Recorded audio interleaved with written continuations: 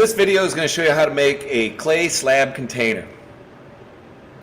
Some of the things you might need are a placemat, chunk of clay, pin tool, rolling pin.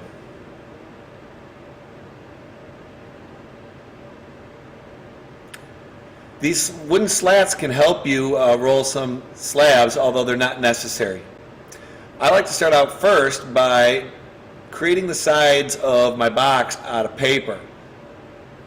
This is going to help me make sure that all my sides are uniform and line up properly. For example, this is the base of my project. It's about 4 by 6 inches. The side, 6 by 3 inches. And then the smaller side is 4 by 3 inches. You can adjust the sizes as necessary. You're going to want to make 2 slabs for each one of those pieces of paper. So let's roll a slab. First, take that clay and squish it into a ball. Then flatten it against the mat. Make sure you roll the slabs on a mat, or otherwise they'll stick to the table. Take the rolling pin, push down on the clay. Flip it over every once in a while, otherwise it will stick to the mat. The goal here is to get the slab about the thickness of a pencil. Keep flipping it over every once in a while. It'll help make sure that the clay doesn't warp as it dries.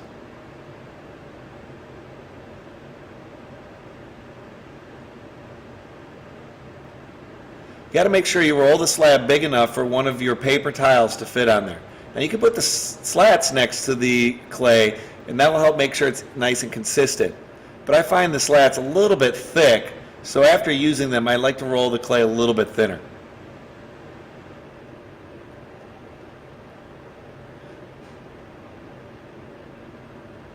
You can always test the thickness of the clay by cutting off an edge and seeing how it looks. That size is pretty good. So let's take our piece of paper and put it on the clay. Use the pin tool right around the edges to make sure it's cut out nice and even.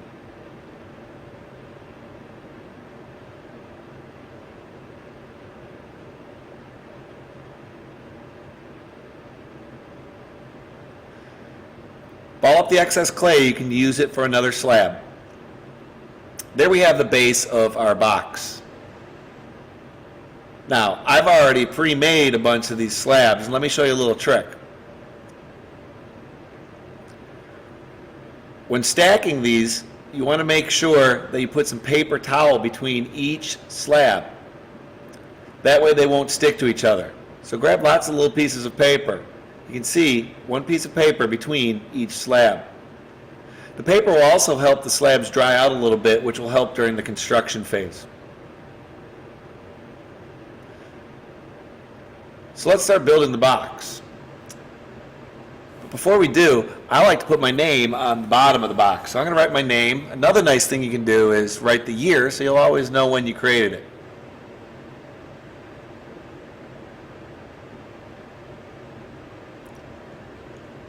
I'm going to flip that so it's on the bottom of the box. Now I'm going to take the first side here and I'm going to attach that to the bottom of the box. Just like that. To do so though, I have to score and slip.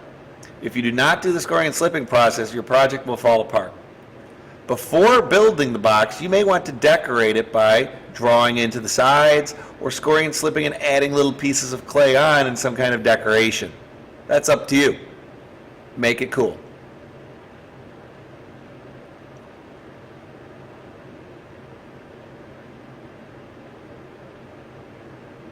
To attach it now, I need to score on the slab base by making lots of little hatch marks. Same thing on the side here of the wall. Make sure you get lots of scratches.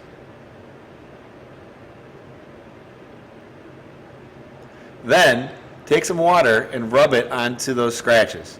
Make sure you get down into all those grooves. You should see some slime building up on your finger. Make sure to get water on both parts before sticking them together. Give them a little squish so that they definitely are stuck together. Now this is the trickiest part because this first wall likes to try and fall down. So be very careful here. One tip you could do is take the water cup and lean that wall up against it so it stays upright.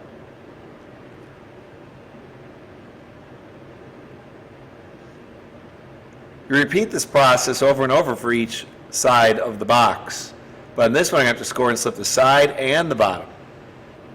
Now I have a little bit extra hanging over on the side due to that wall on the other side pushing it over. So I'm going to make a little mark and cut that off before I build it. Now it lines up properly. So let's score the sides and the bottom. Lots of hatch marks here.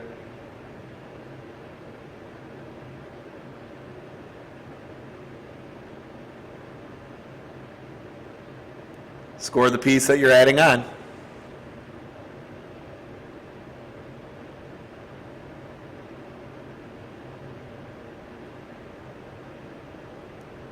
Make sure to add water to all those parts that you scratched up.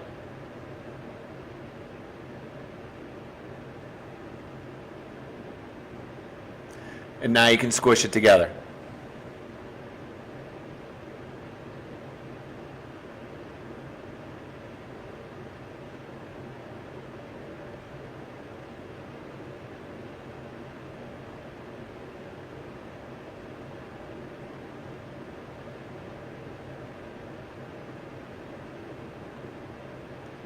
Same process for the other side.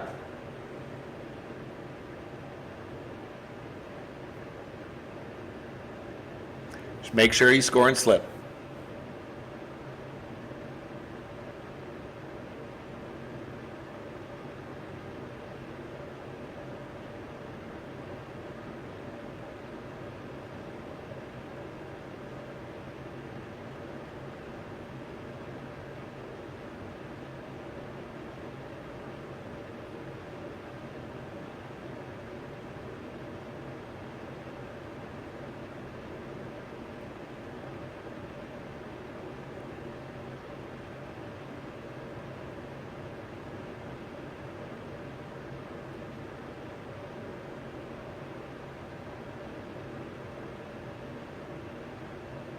On this one, I forgot to trim off the edge before putting it up, but you can do it after it's built just as well. Just run that pin tool over it several times. Now we're going to add the last side. For this last one, before scoring and slipping, put it in place and check. You might need to cut some off. Make a mark where you need to cut. And definitely do that before adding it on.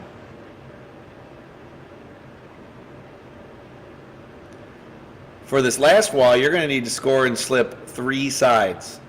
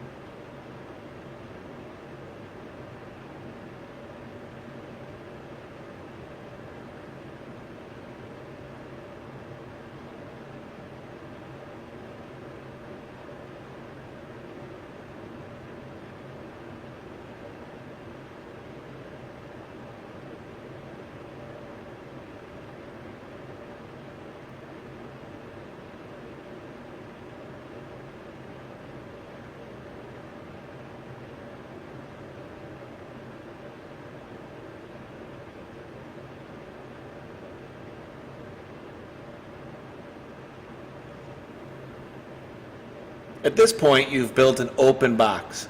Now you have to decide, do you want to build a lid? Now, you'll see all these seams on the sides. Definitely take some time and smooth over those to make it look like one box instead of 6 chunks put together. Go around each side and smooth those over until they disappear. You can use a wooden tool to assist you in doing this.